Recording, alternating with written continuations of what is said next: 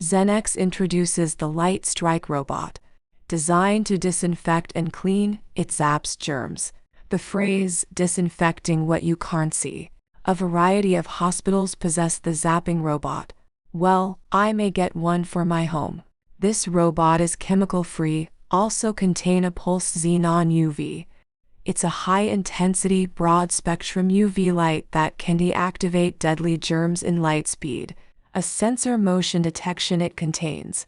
Also has fast cycle time, about 5 minutes or less, to destroy the germs in the area.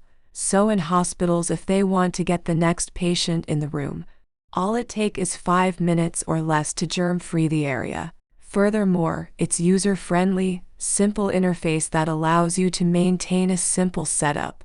I say this is an interesting germ zapping robot, and a great concept.